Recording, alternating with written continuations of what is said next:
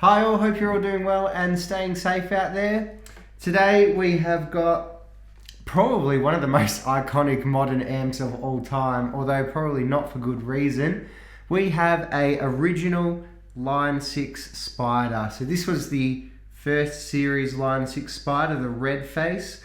I have here the 50 watt 1x12 combo. So this is where it all started. This is where all the memes, all the jokes, all the insane gain setting sounds, they all started with this Line 6 red face Spider. Now, I've seen a lot of people on the internet claim that it's a really bad amplifier. And to be fair, you know, against the current Line 6 Spiders and against a lot of other modelers, it has way less features. It probably doesn't sound quite as good, but I think it gets an unfair bad rap on the internet. A lot of people say there's no good sounds in it, but I've got a couple of tips and tricks to actually get some really good and really authentic sounds out of this classic, infamous amp.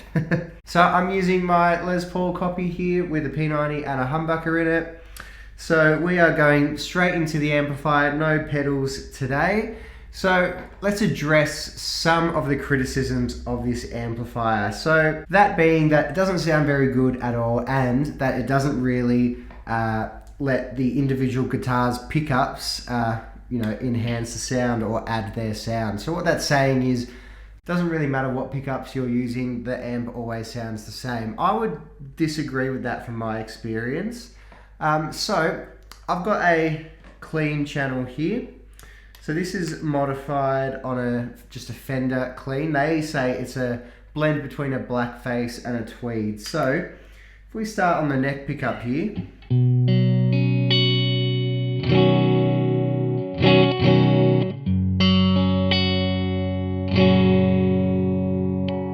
go to the bridge.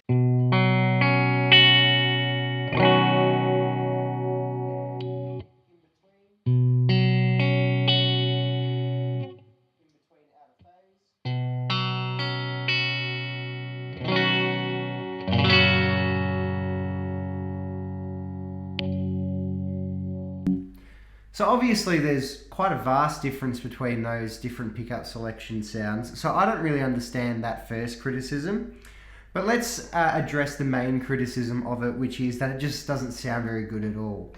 So I've got a couple of presets here that I'm going to show you, and we're going to go through the two main tips I've found to make this amp sound really good. I keep looking down here because the amp is sitting down here.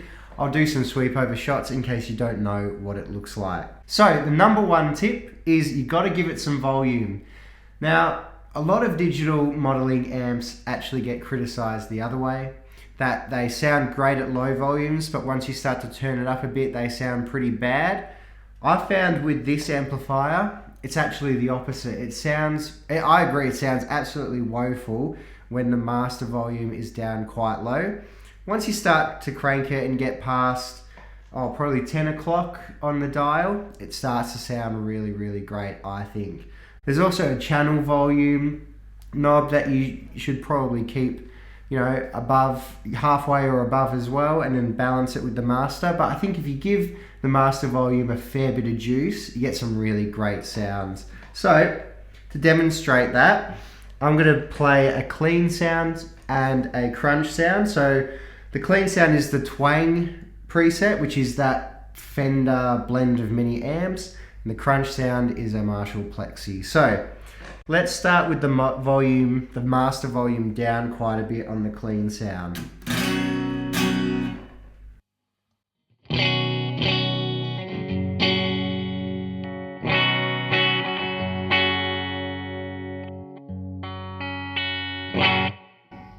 If we turn it up a bit,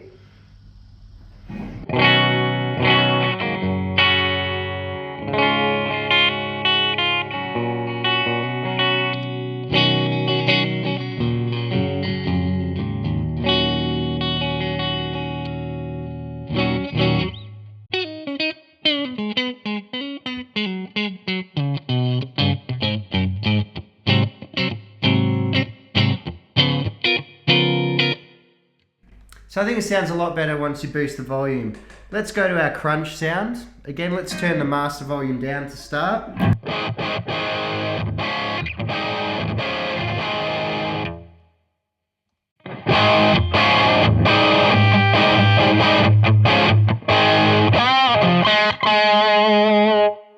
And let's turn it up a bit, really push that speaker.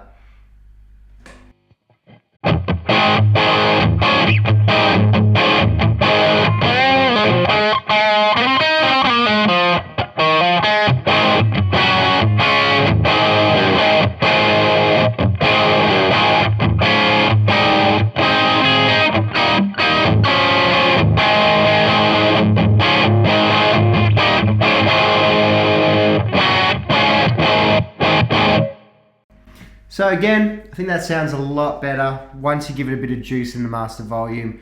All of a sudden it kind of really activates that speaker, get that speaker moving. It's a pretty decent speaker in the back of this amp.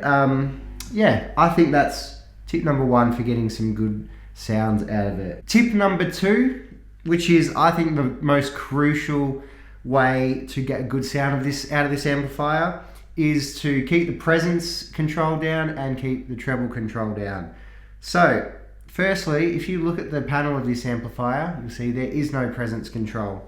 To get access to that presence control, you've got to hold down the tap switch, and then while you're holding that down, you turn the treble control, and you're no longer controlling the treble, you're controlling the presence control of the amplifier. So I don't put that past halfway. Once you go past halfway, it starts to sound quite shrill, which I think, to be fair, is pretty common on a lot of tube amps with a presence control. I think I never turned it up too far. So once you've set the presence to where you like it, set the treble control on the amplifier quite low down. So like a lot of digital modeling amplifiers, particularly the older digital modeling amplifiers, there's a lot of harsh, artificial, high treble frequencies in this amplifier. Most modelers, particularly affordable and older modelers, do suffer from that issue. This one though, you can really get rid of it nicely by just turning the treble down a bit. So I never set the treble for my presets past 4 o'clock, sorry, not 4 o'clock, 10 o'clock. So that's, you know, I keep it pretty low, and I find you still get a lot of clarity and, you know, a lot of cut, but you get rid of all or most of that harsh digital artifact high frequency thing that they tend to suffer from. So let's have a look at a crunch sound. So this is a blues crunch sound, and we'll also have a look at the recto setting for some metal chugging as well. So let's start with the blues sounds.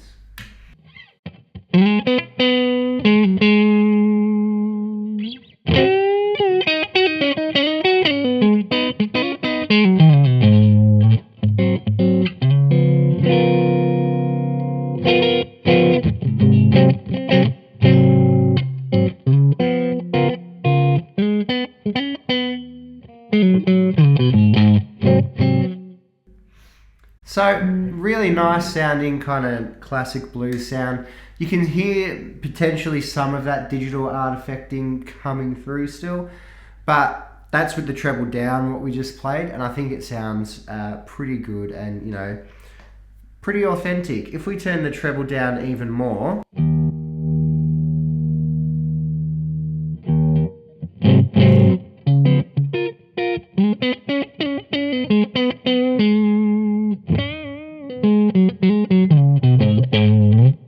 so that's with the treble all the way down. Again, sounds pretty good, I think. Let's jump over to our rectifier setting, obviously a Mesa Boogie rectifier sort of sound. So let's see how that sounds. I find that the higher the gain, the more they suffer from that digital artifact high frequency thing.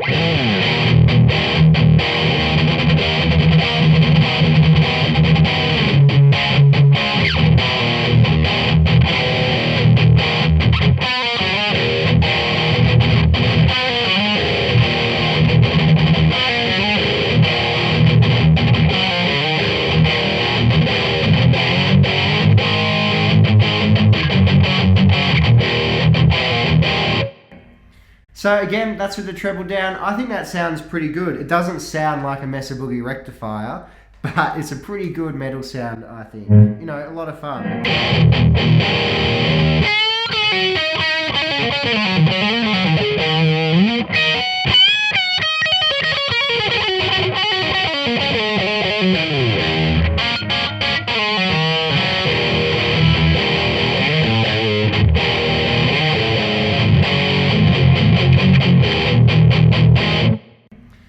So that leads us to our final bonus tip, which is stay off the insane setting. If you don't know that by now and you have one of these amps, I don't know what to tell you, but obviously the insane setting just has way too much gain. If you listen to any heavy metal guitar player's advice for getting a good metal sound, keep the gain down. Underrated, very underrated tip.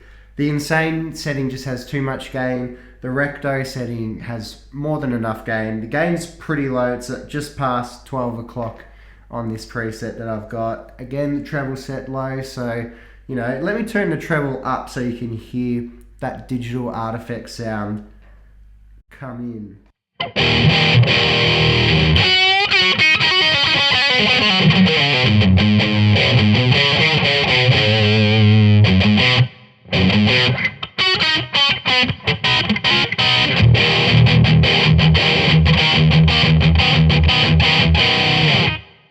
We turn it back down.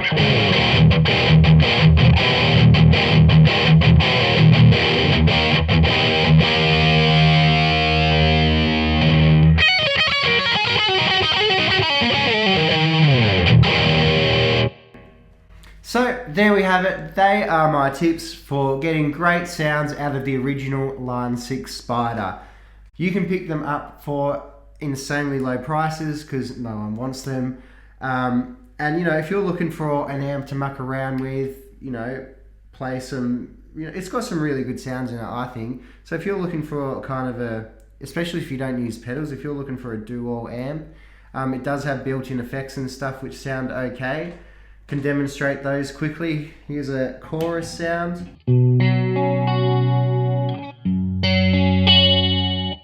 And it does have a, you know, delay with tap tempo.